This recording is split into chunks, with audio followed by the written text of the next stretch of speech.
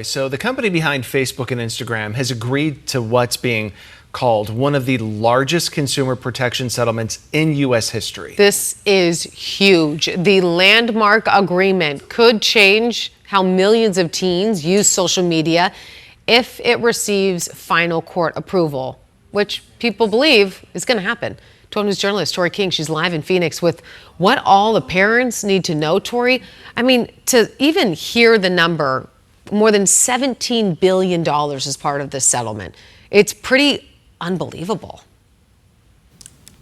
Oh, it is staggering. I mean, this is the largest, one of the largest in history thus far, but it's not just about the billions of dollars that are on the table. It's actually about the future of social media in general. I mean, it's going to be changing the design for apps in the future, especially for young users. So let's take us just a couple of years back, because this has actually been going on for a few years now. In fact, it was first a suit in 2023. That's whenever it was first filed.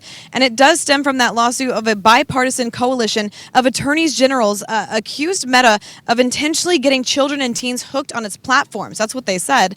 Arizona was one of those 48 states, along with Washington, D.C., Guam, Puerto Rico, and even the U.S. Virgin Islands. They all joined in that lawsuit, arguing that Meta created the Facebook and Instagram apps with features that keep kids addicted to social media. It's also accused the company of misleading the public about the mental health risks that those products pose to young users as well. Now, the landmark $17.1 billion settlement is now one of the largest state consumer protection settlements in U.S. history. Meta has since responded, saying it wants to ensure that teens have a safe and productive experience on its platforms, and so it's now making changes to better protect them. The framework we've negotiated will empower parents to easily manage their children's access to our platforms. Our new time limit commitments, night mode features, and usage limits during school hours set the right path forward for our whole industry.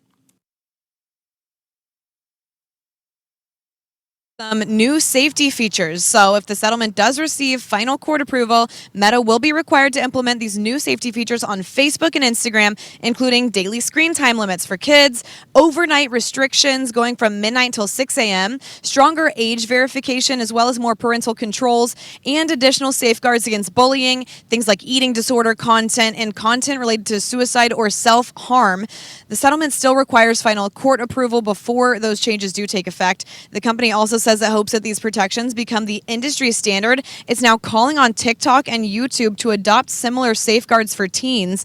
30% of Meta's payout in this settlement, by the way, contingent on whether the safety changes become an industry standard. So a lot of eyes now on platforms like TikTok, YouTube, even Snapchat to see whether these changes do take effect and whether they join in on this suit as well to help pay it out. So a lot of eyes on this in the future. And of course, we're going to continue to follow it both on the air and online. We'll bring you the very latest. But next hour, we're going to hear from the response from our Attorney General Kris Mayes on what she says, why she got involved, and how it could now affect people here in Arizona. So parents, you're going to want to hear that next hour.